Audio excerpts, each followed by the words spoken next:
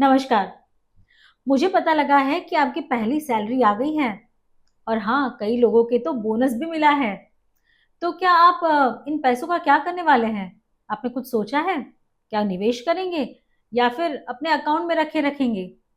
Confusion है ना आपको कि इन पैसों का करें क्या? तो चलिए, आपकी ये कन्फ्यूजन आज हम दूर कर देते हैं। आज हमारे साथ चर्चा में जुड़ रहे हैं मनी मंत्रा के फाउंडर विरल भट्ट। विरल, आपका स्वागत है। जैसे मैंने कहा कि बहुत सारे इंटर्न्स की पहली स्टाइपेंड या पहली सैलरी भी आ गई होगी कई लोगों की, और कई लोगों को अब तो फेस्टिवल में बोनस भी मिल रहे होंगे। तो कई बार ऐसा होता है कि पैसे तो हैं लेकिन उनको निवेश कैसे करें, ये सबसे बड़ा प्रॉब्लम हो जाता है। सही गाइडेंस नहीं मिलती।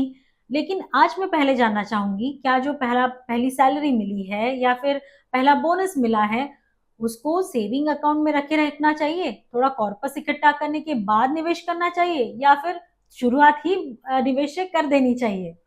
शुक्रिया निशा। आपने ये इंटरव्यू आप ले रहे हो और लोगों को एजुकेट कर रहे हो।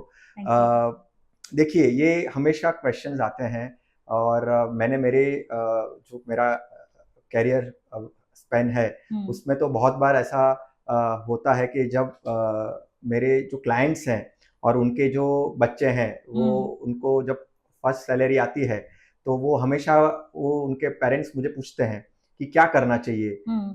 और मेरी एक सलाह तो क्लियर होती ही है कि निवेश करना चाहिए। हम्म। निवेश क्यों करना चाहिए? क्योंकि देखिए, ये जो पर्टिकुलर एज होती है उसमें शायद से फाइनेंशियल पॉइंट ऑफ व्यू से डिसीजन लेना बहुत बार कंफ्यूजन वाला होता है। सही और कहा। एक बार ऐसा भी होता है कि डर लगता है कि एग्जैक्टली मैं पैसा कमा नहीं रहा था और अचानक से मेरे पास पैसे आ पैसे गए आ गए, तो हैं। क्या करना चाहिए? तो देखिए, आज के अगर माहौल देखें तो हमारी स्पेंडिंग जो हम्म। है वो बहुत ही बढ़ चुकी है।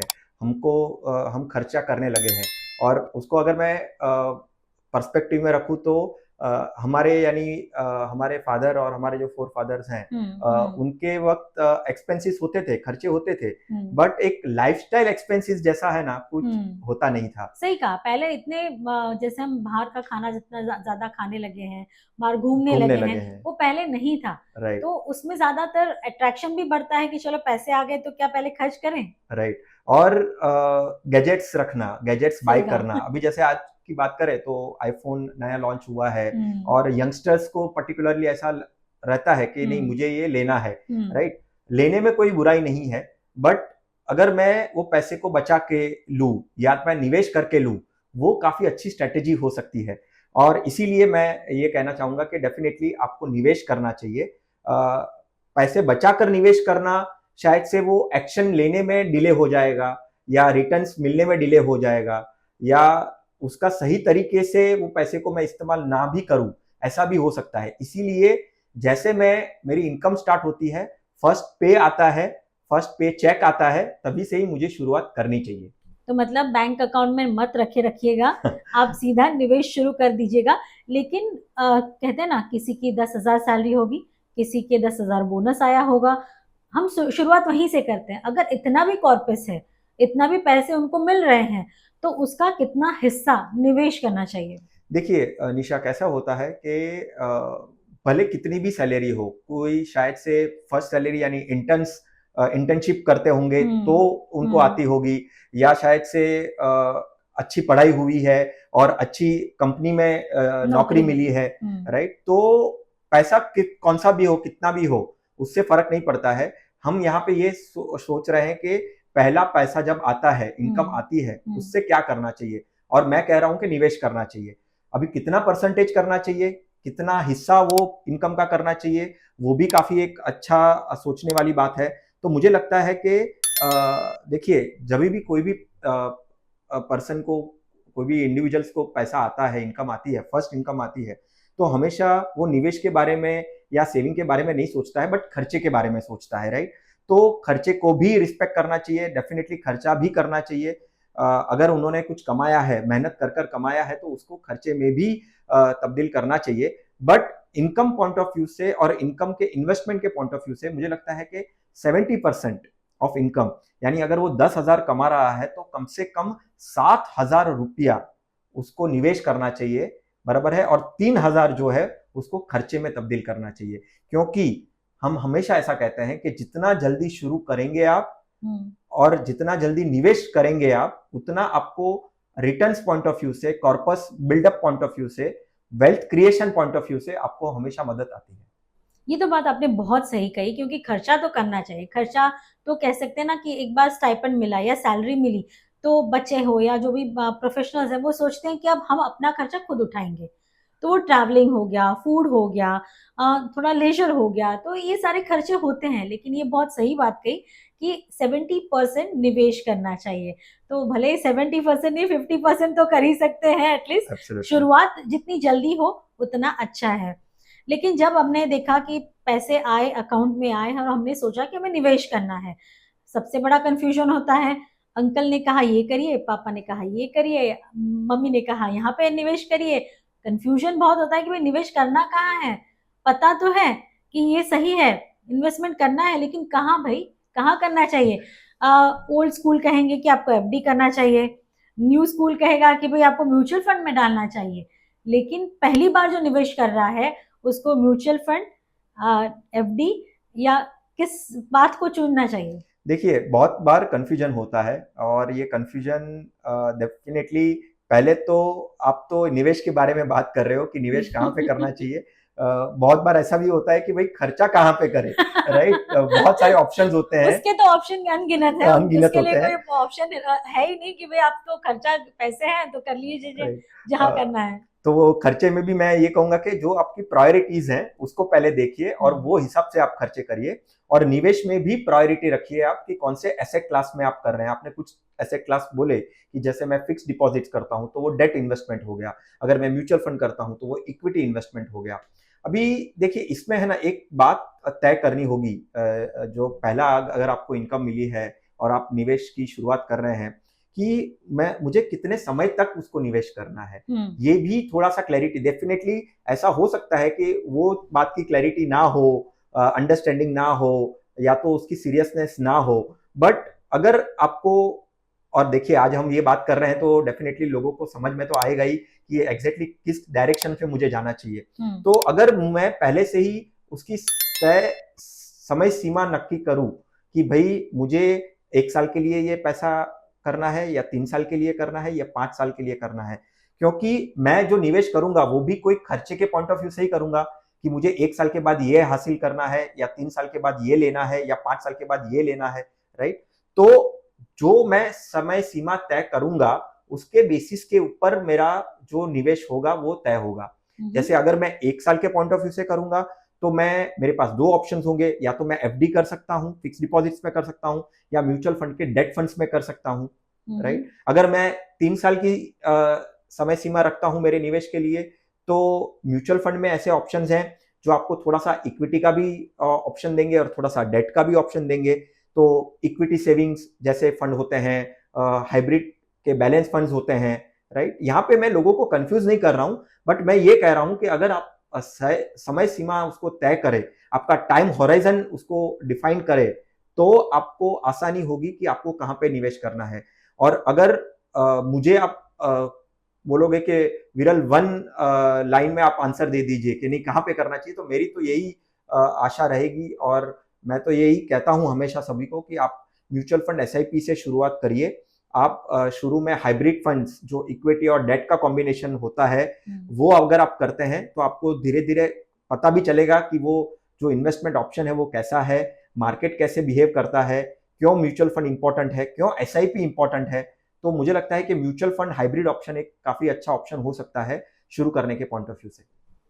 आपने एक बात बहुत अच्छी कही कि एक समय सीमा तय करनी पड़ेगी। अगर कोई भी निवेश कर रहे हैं तो उनको एक समय सीमा लेके चलना पड़ेगा कि उनको कितना निवेश करना है।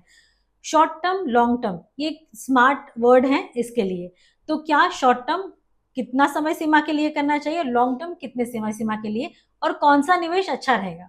देखिए, हम जब बात कर रहे हैं निशा के पहली सैलरी की बात कर रहे हैं, राइट? किसी को पहली सैलरी आई तो क्या होना चाहिए, क्योंकि उनके लिए दोनों चीज हमेशा सामने खड़ी होगी। एक तो खर्चे भी सामने होंगे और निवेश करना, सेविंग्स को कहाँ पे कुछ अच्छी जगह पे चैनलाइज करना और रिटर्न्स पाना, वो भी उनके दिमाग में होगा।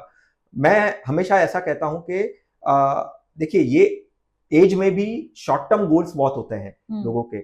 और हमेशा ऐसा होता है कि बहुत बार हम अगर टीवी में भी सुनते हैं या हमारे जैसे कोई फाइनेंशियल प्रोफेशनल्स आकर बात करते हैं तो majority of times long term की बात करते हैं, राइट। रिटायरमेंट्स को इंपॉर्टेंस देते हैं। अभी अगर मान के चलो मैं 24 साल का हूं या 25 साल का हूं, राइट, और मुझे फर्स्ट सैलरी आई है, तो मैं इतना दूरी का सोचना मेरे लिए बहुत बार पॉसिबल नहीं होता है। तो मैं हमेशा ऐसा कहता हूं कि आपके शॉर्ट टर्म्स को प्रेफरेंस दीजिए, आपके इमरजेंसी फंड्स को प्रेफरेंस दीजिए। पहले इमरजेंसी फंड्स को क्रिएट करना बहुत इंपॉर्टेंट है, राइट, क्योंकि कोई इमरजेंसी आ गई या आपने कभी कुछ सडनली आपने ऐसा सोच लिया कि नहीं मुझे ये इसके लिए पैसों की जरूरत है, तो ऐसा इन्वेस्टमेंट होना चाहिए जो हमेशा लिक्विडेबल हो, मुझे नुकसानदायक ना हो, यानी मुझे कुछ परसेंटेज तो रिटर्न्स मिलना ही चाहिए। वो ऐसा निवेश होना चाहिए जो शॉर्ट टर्म में हो, ज्यादातर पैसा आपका शॉर्ट टर्म में होना चाहिए शुरू के समय में। यानी मान के चलिए आप 24 साल से या 25 साल से शुरू कर रहे हैं, तो पहले 5 साल आपका पैसा, मेजोरिटी ऑफ पैसा, जैसे मैंने कहा कि 70% ऑफ योर इनकम इन्वेस्टमेंट होना चाहिए। अगर मान के चलो 50% भी करते हैं तो 50% में से कम 25% यानी आधा पैसा आपका शॉर्ट टर्म में होना चाहिए। और फिर उसको मीडियम टर्म और लॉन्ग टर्म, सिर्फ शॉर्ट और लॉन्ग नहीं, मेरे हिसाब से शॉर्ट, मीडियम टर्म और लॉन्ग टर्म। और मेरे हिसाब से शॉर्ट टर्म यानी 1 से 3 साल शॉर्ट टर्म हो गया, 3 से 7 साल मीडियम टर्म हो गया, और 7 साल से ज्यादा वो मेरे लिए लॉन्ग टर्म हो गया। ये बहुत एकदम राइट थिंग आपने कही है, क्योंकि जिस उम्र में हम हैं उस हिसाब से हमें निवेश करना चाहिए। डेफिनेटली जिस अगर आप कमाने लगे हैं, आपको बोनसेस मिला है, आपको निवेश करना ही चाहिए। और ये बहुत अच्छे से कहा कि शॉर्ट टर्म का क्या ड्यूरेशन होना चाहिए और लॉन्ग टर्म का क्या होना चाहिए। लेकिन कई बार कंफ्यूजन ये हो जाता है कि भाई शॉर्ट टर्म में एफडी भी आती हैं, शॉर्ट टर्म में गोल्ड भी आता है, शॉर्ट टर्म में म्यूचुअल फंड एसआईपी भी आता है। तो ज्यादा लिक्विडेट करना कौन सा एसेट रहता है? मतलब आज मुझे जरूरत पड़ी है, मुझे 1 साल मैंने पैसे जमा कर लिए, लेकिन मुझे जाना है किसी ट्रिप पे, राइट? तो वो एक शॉर्ट टर्म ही है। चलो 1 साल के बाद मेरे पास इतने पैसे तो आ गए, तो क्या ऐसा कोई म्यूचुअल फंड में भी या फिर कोई और जरिया है कि 1 साल में भी रिडीम हो सके? डेफिनेटली जब हम शॉर्ट टर्म की प्लानिंग करते हैं तब शायद से ऐसा सोचते होंगे, या तो सोचना चाहिए लोगों को कि रिटर्न्स के ऊपर ज्यादा प्रेफरेंस ना दे, राइट। रिटर्न्स के ऊपर ना दे यानी क्या है, पहले मैं पैसा जमा कर रहा हूं और वो जमा किया हुआ पैसा मुझे मेरे को वो पर्टिकुलर टाइम पे मिल जाना चाहिए। जैसे शॉर्ट टर्म कहा तो मानिए चलिए 1 साल में मुझे, अगर मैंने कहाँ पे पैसा डाला है और वो मुझे कुछ 1 साल के बाद एक परसेंटेज से मुझे रिटर्न्स दे देगा, ठीक है, भले कितना भी दे, पर मुझे वो पैसा 1 साल के बाद जब मुझे चाहिए वो मिल जाए। तो मुझे लगता है उसके लिए म्यूचुअल फंड में एक डेट म्यूचुअल फंड्स होते हैं, right. Debt mutual fund category, या तो आप फिक्स डिपॉजिट्स, ये दोनों में से कोई भी एक ऑप्शन ले सकते हैं। फिक्स डिपॉजिट्स में थोड़े से कम रिटर्न्स मिलेंगे। डेट म्यूचुअल फंड्स यहां से अगर हम डालते हैं 1 साल के लिए तो थोड़ा सा एफडी से ज्यादा हमको मिल सकता है। तो डेट म्यूचुअल फंड और एफडी। अभी डेट म्यूचुअल फंड करना और एसआईपी करना, इसीलिए बार बार हम एसआईपी एसआईपी क्यों कर रहे हैं, क्योंकि देखिए हमको इनकम तो अभी हर महीने आने वाली है, और वो एक क्या कहते हैं डिसिप्लिन मैनर में अगर मुझे उसको इन्वेस्टमेंट करना है तो आपके अकाउंट में से वो ऑटोमेटिकली डिडक्ट हो जाएगा, राइट। आपको ज्यादा हर महीने सोचने की जरूरत नहीं है कि मैं कहां पे निवेश करूं, कहां पे निवेश करूं। पैसा आ गया, मैंने मेरे मेरे बैंक अकाउंट को कह दिया कि भाई मुझे इतना अमाउंट डिडक्ट करना है मेरे एसआईपी के लिए, वो आसानी से आपके बैंक अकाउंट से वो डिडक्ट हो जाएगा। और 1 साल का है तो आप या तो बैंक डिपॉजिट्स कर सकते हो, या तो रिकरिंग डिपॉजिट्स कर सकते हो, या तो म्यूचुअल फंड के डेट फंड्स में निवेश कर सकते हो। ये बात आपने सही कही। वहीं जैसे यंग ब्लड होता है ना, और अब मार्केट को देखते हैं, मार्केट में तो हर एक को निवेश करना अच्छा लगता है, तो वो कहेंगे कि तो हम एसआईपी क्यों करें, हम डायरेक्ट स्टॉक में करें, क्या हम डायरेक्ट मार्केट में निवेश करें? तो क्या यंग एज में, जिस एज की हम बात कर रहे हैं, फर्स्ट सैलरी की या फर्स्ट बोनस की बात कर रहे हैं, क्या उनको मार्केट में तुरंत जंप करना चाहिए? देखिए मुझे लगता है कि जो स्टॉक मार्केट होता है वो एक जो समझदार लोग हैं, जो वो उसकी वॉलेटिलिटी, राइट, यानी ऊपर जाना नीचे जाना, राइट, उसको समझते हैं। उसका जो रिस्क, हम हमेशा कहते हैं कि भाई आप कोई भी निवेश करते हो, कहां पे भी निवेश करते हो, तो उसका रिस्क को समझना बहुत जरूरी है। बहुत टेक्निकल वर्ड्स हो जाएंगे, जो पहली बार कर रहे हैं निवेश उनको तो शायद से ये बहुत भारी भरकम लगेगा, बट इंक्लिनेशन अगर देखें, झुकाव देखिए, तो झुकाव सबसे ज्यादा वो स्टॉक मार्केट में जाता है, क्योंकि उसके रिटर्न्स दिखते हैं, काफी अच्छे रिटर्न्स दिखते हैं। तो स्वाभाविक है कि उनका झुकाव वो हमेशा पहले स्टॉक मार्केट की तरफ जाएगा। पर मुझे लगता है कि पहले आप एक्सपीरियंस करिए, आपके इन्वेस्टमेंट्स को एक्सपीरियंस करिए। आप डिसिप्लिन लाइए अपने निवेश के अंदर, फिर ही आप स्टॉक मार्केट में या डायरेक्ट स्टॉक्स में निवेश करिए। उसका सबसे बेस्ट ऑल्टरनेटिव मैं ऐसा कह सकता हूं कि अगर मुझे स्टॉक मार्केट में नहीं निवेश करना है तो म्यूचुअल फंड एक काफी अच्छा जरिया हो सकता है कि indirect investing of stock market ऐसा कहते हैं, राइट। तो वो जरिया लेकर आप पहले शुरू में 1 साल, 3 साल, 5 साल बिताइए और फिर आपको समझ में आएगा कि कैसे वो मार्केट बिहेव करता है, कैसे मार्केट वॉलेटाइल होता है। आज एक प्राइस में स्टॉक मिलता है, कल अगर मार्केट नीचे जाता है कुछ कारणवश तो उसकी प्राइस कम भी हो सकती है, आधी भी हो सकती है। तो ये सब समझने के बाद आप स्टॉक मार्केट में थोड़ा सा, मैं कह सकता हूं कि एक्सपीरियंस्ड इन्वेस्टर बनकर आप स्टॉक मार्केट में डायरेक्ट जा सकते हैं। बट शुरू में तो मैं ना ही कहूंगा कि डायरेक्टली स्टॉक मार्केट में नहीं जाना चाहिए। ऐसे बहुत सारे ऑप्शंस हैं जहां पे आपको कुछ एक fix return, assured return, right, या तो ज्यादा वॉलेटिलिटी के साथ नहीं, ज्यादा ऊपर नीचे ना होने के बावजूद भी आपको कुछ एक रिटर्न्स मिल सकते हैं। ऐसे इंस्ट्रूमेंट में, ऐसे इन्वेस्टमेंट ऑप्शन में डालना अच्छा होगा। ये बहुत सही कहा है, क्योंकि वर्ड ऑफ विजडम कहते हैं ना कि आपको समझदारी से पैसे जमा करने हैं या निवेश करने हैं। आपकी हार्ड अर्न मनी है, आपने मेहनत करके ये पैसे कमाए हैं। आपके हर महीने जो आप सैलरी कमा रहे हैं वो आप मेहनत कर रहे हैं 1 महीने के लिए, तो उसको ऐसे ही जाया जाया मत जाने दीजिएगा। सही से निवेश करिएगा। स्टॉक मार्केट अट्रैक्ट करेगा, लेकिन उसके बहुत प्रोज एंड कॉन्स है।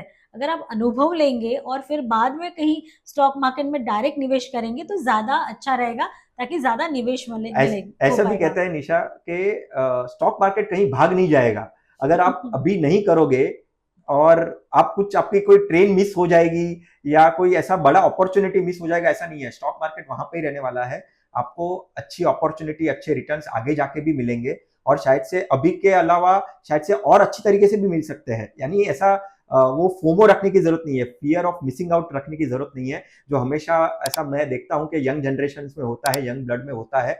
नहीं है तो काफी अच्छा है, बट अगर है तो स्टॉक मार्केट कहीं पे भी जाने वाला नहीं है। आपको आगे भी मौके मिलेंगे, बट जब आप निवेश की पहली शुरुआत कर रहे हो, पहला कदम ले रहे हो, तो ऐसा इंस्ट्रूमेंट होना चाहिए जहां पे आपको पता हो कि आपको कितने रिटर्न्स मिलने वाले हैं और आपको पता हो कि मुझे कब तक उसको निवेश करके रखना है।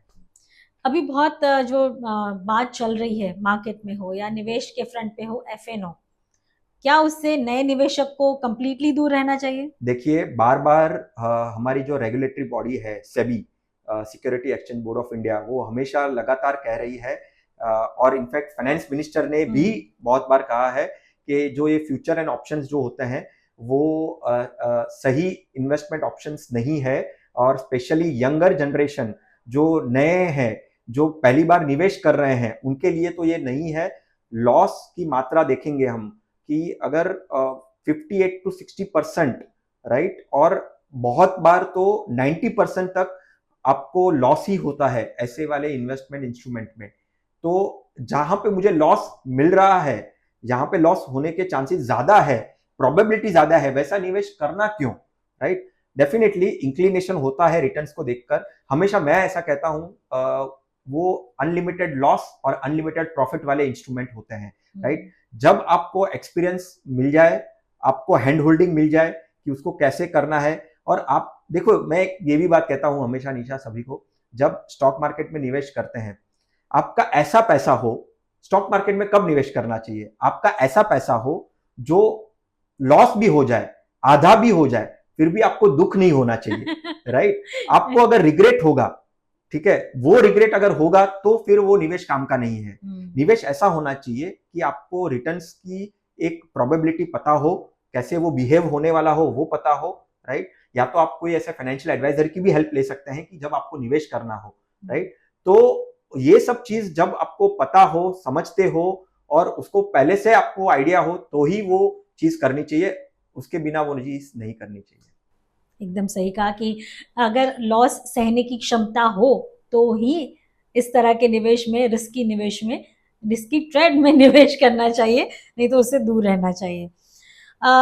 नई नई सैलरी मिलती है, नया बोनस मिलता है, पैसे खर्च करने का मन होता है, निवेश का भी मन होता है, लेकिन क्या उसमें हेल्थ को प्रायोरिटी देनी चाहिए? क्या हेल्थ इंश्योरेंस या मेडिक्लेम लेना चाहिए? डेफिनेटली फाइनेंशियल प्लानिंग की जब बात करते हैं ना, यानी आप पहला निवेश कर रहे हो या आपके कोई भी एज पे आप निवेश करने की शुरुआत करते हो, कुछ एक फंडामेंटल्स बेसिक्स आपको ध्यान में रखने चाहिए, राइट? तो उसमें सबसे पहले एक तो बात हमने की कि भाई कॉन्टीजेंसी इमरजेंसी फंड्स को हमेशा आपको पहले करना है, राइट? निवेश के पहले दो चीज आती है निशा। पहले एक आता है कंटीजेंसी और दूसरा होता है रिस्क प्लानिंग। और जब रिस्क प्लानिंग की बात करते हैं तो आपकी हेल्थ और आपकी लाइफ, ये दोनों से आपको ये रिस्क प्लानिंग करनी है। लाइफ के लिए आप जितना जल्दी हो सके आपको टर्म इंश्योरेंस लेना है, और हेल्थ की बात करें तो आपका पहले हेल्थ इंश्योरेंस लेकर रखना है, क्योंकि फाइनेंशियली आप अगर देखें तो सबसे बड़ा डेंट कहां पड़ता है, यही दो चीजों में पड़ता है। अगर कोई इमरजेंसी आ गई तो मैंने जो जमा किए हैं, जो मैंने निवेश किया है, उसको निकालना पड़ेगा। और अगर इमरजेंसी प्लानिंग की है तो डेफिनेटली उसके ऊपर डेंट नहीं आएगा। और अगर मैंने हेल्थ इंश्योरेंस लेकर रखा है, मुझे हॉस्पिटलाइजेशन आ गया, तो मैं सोचता हूं अगर मैंने हेल्थ इंश्योरेंस नहीं किया है तो मैंने जो जमा किया है, जो मैंने निवेश किया है, वहां से मैं निकाल लूंगा। तो ये डेंट ना पड़े उसके लिए हेल्थ इंश्योरेंस सबसे पहले, निवेश के पहले हेल्थ इंश्योरेंस, निवेश के पहले टर्म इंश्योरेंस, ये मैं हमेशा कहता हूं। तो मतलब आपकी पहली सैलरी आई है तो पहले आपको लेना है टर्म इंश्योरेंस, हेल्थ इंश्योरेंस, उससे पैसे बचेंगे, उसको बाद में आपको निवेश करना है, राइट? सही कहा।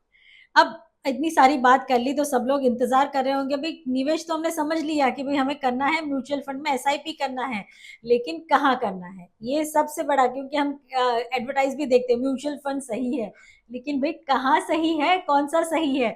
तो अगर एसआईपी करनी है तो कौन से फंड आप रेकमेंड करेंगे? देखिए निशा, एसआईपी करनी है, और अगर हम वो शॉर्ट और मिड टर्म और लॉन्ग टर्म की बात करें तो शॉर्ट टर्म में मुझे लगता है कि कोई भी आप डेट फंड्स ले सकते हैं। जैसे कोई भी guild funds, HDFC guild fund या आईसीआईसी का गिल्ड फंड या गवर्नमेंट सिक्योरिटीज फंड, अगर आपको 1 साल के पॉइंट ऑफ व्यू से करना है तो।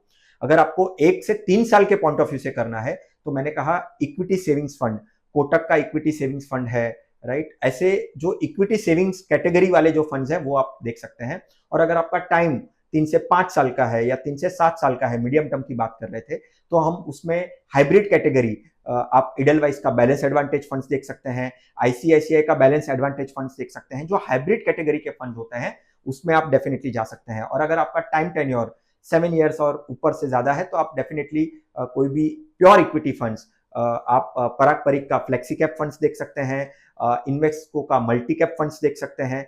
जो longer term point of view से अगर आपको करना है तो आप डेफिनेटली ऐसे कैटेगरीज के और ऐसे फंड हाउस के फंड्स आप देख सकते हैं।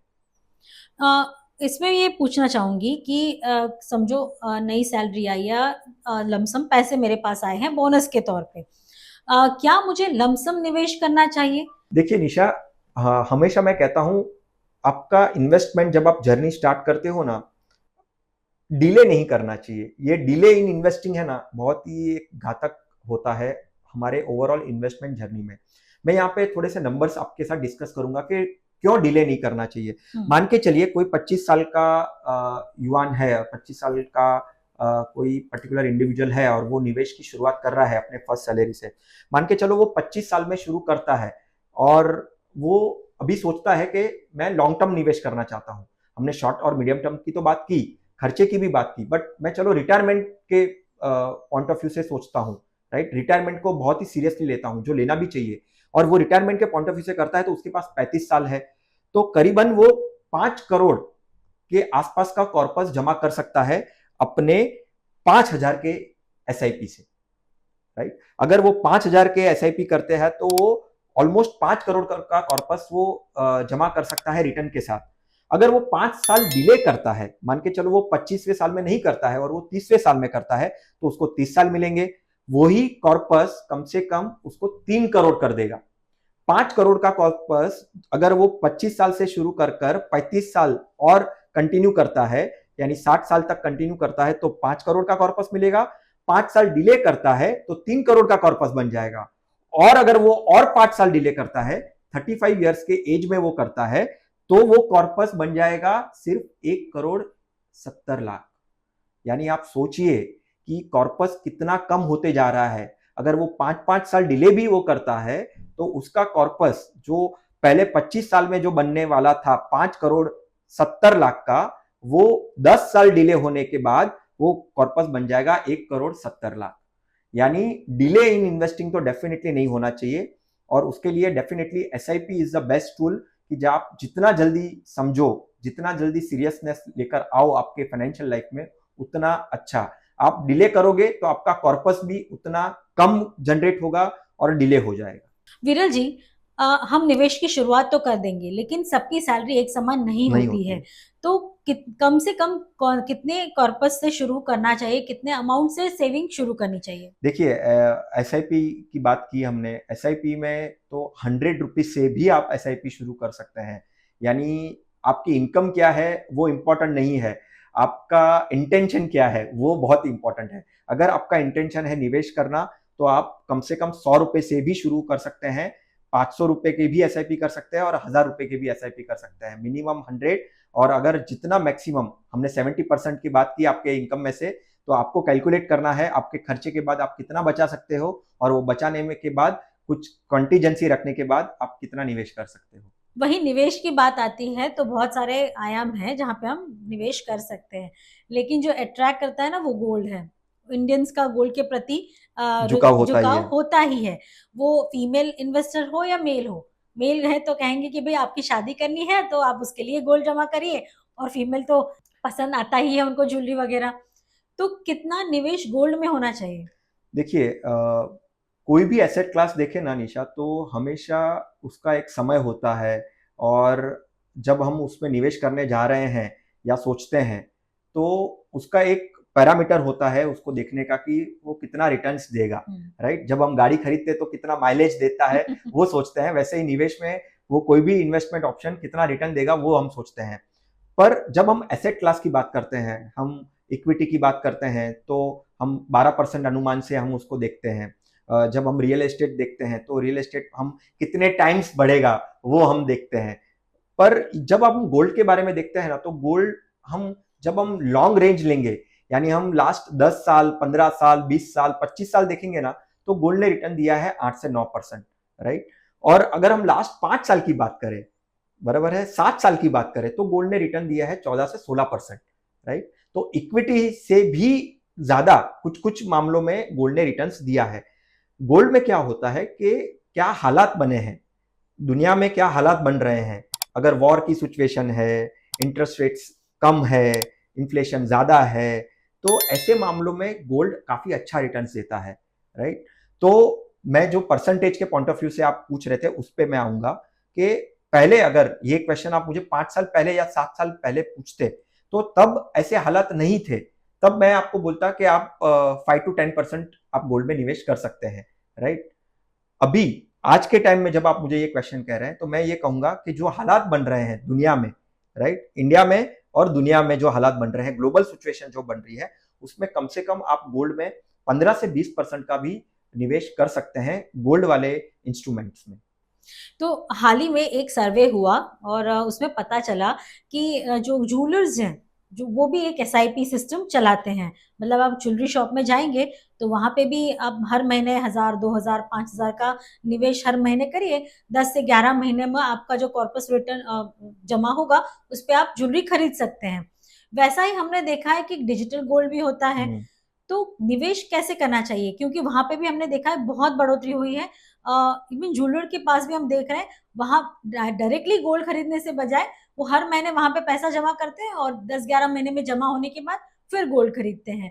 तो ये ट्रेंड कैसा लग रहा है आपको? देखिए, गोल्ड में जब निवेश के बारे में सोचते हैं ना, एक बात तो ध्यान में रखनी चाहिए, जैसे मैंने कहा कि लॉन्ग रेंज में रिटर्न्स कम हो जाते हैं गोल्ड में। और अगर हम उद्देश्य देखें गोल्ड में निवेश करने का, लोगों का उद्देश्य नहीं देख रहा हूं मैं यहाँ पे, ओवरऑल अगर हम देखें तो उसको ऐसा कहते हैं कि इंग्लिश में कहते हैं कि हेज हेज अगेंस्ट इन्फ्लेशन। जो इन्फ्लेशन जो बढ़ोतरी होती रहती है, महंगाई की जो बढ़ोतरी होती है, उसके सामने मुकाबले में अगर उसका मुकाबला करना है तो उसके लिए हम गोल्ड में निवेश करते हैं। राइट, सेफ हेवन भी कहते हैं उसको, कि भाई इतना तो रिटर्न्स दे ही देगा वैसे वाले में। अभी देखिए, हम अगर हमारे इंडिया में देखें तो सोवेरेन गोल्ड बॉन्ड फंड करके एक इंस्ट्रूमेंट गवर्नमेंट ने निकाला था और काफी पॉपुलर हुआ। बट वो जब जब गवर्नमेंट लाता था तब ही उसके अंदर हम निवेश कर सकते थे, वैसे वाली सिस्टम थी। और अभी तो ऐसा कहते हैं कि वो आने वाले भी नहीं है, वो गोल्ड सोवरेन बॉन्ड फंड जो है 7 ईयर्स का जो उसका पीरियड है, वैसे वाले फंड्स जो बॉन्ड आते थे वो अभी नहीं आने वाले हैं, गवर्नमेंट उसको वापस नहीं लेने वाली है। लेकर नहीं आने वाली है, तो वो ऑप्शन तो बंद हो गया। डेफिनेटली ये आपने जो ज्वेलर वाला ऑप्शन बोला, और एसआईपी के पॉइंट ऑफ व्यू से भी अगर हमको उसमें करना है, पर हम जब भी निवेश करते हैं ना, जैसे सोवेरियन गोल्ड बॉन्ड फंड क्यों पॉपुलर हुआ, क्योंकि वो गवर्नमेंट से था, सेफ्टी और सिक्योरिटी काफी अच्छी थी, ज्यादा थी, राइट, सोवेरियन वाला ऑप्शन था, तो डेफिनेटली लोगों का झुकाव उसमें ज्यादा था, लोग निवेश भी ज्यादा करते थे। बट वो तो जब आता था तब मैं उसमें लमसम निवेश कर सकता था। एसआईपी के पॉइंट ऑफ व्यू से मुझे ऐसा लगता है कि ये जो ज्वेलरी वाला जो ऑप्शन है, थोड़ा सा सेफ के पॉइंट ऑफ व्यू से मुझे वहां पे क्वेश्चन मार्क दिखता है। वो ज्वेलर पर्टिकुलर है, अच्छा है, सालों से ज्वेलरी शॉप चला रहा है, लोकल ज्वेलरी शॉप से तो डेफिनेटली अवॉइड करना चाहिए। कोई बड़े ऐसे ज्वेलरी शॉप है जो लिस्टेड है, राइट, वो अगर ऐसी कोई सिस्टम चला रहे हैं तो डेफिनेटली आप उसका हिस्सा बन सकते हैं। बट एक खर्चे की भी बात आती है, इंटरनल खर्चा कितना वो ले रहे हैं, कितना परसेंटेज वो चार्ज कर रहे हैं, ये सब चीज में वो भी सोचना चाहिए। तो मुझे लगता है कि हम अगर फिजिकल गोल्ड में ना जाए और अगर हमको डिजिटल गोल्ड में निवेश करना है, तो डिजिटल गोल्ड में म्यूचुअल फंड में भी पेपरलेस ऑप्शन है। म्यूचुअल फंड में भी गोल्ड फंड्स हैं, ईटीएफ भी आप कर सकते हैं। ऐसे दो फंड अगर आपको गोल्ड में निवेश करना है, मेरे हिसाब से ऐसे दो कैटेगरीज जो हैं, एक तो गोल्ड म्यूचुअल फंड, राइट, या तो gold ETF, rather than going for a jewellery.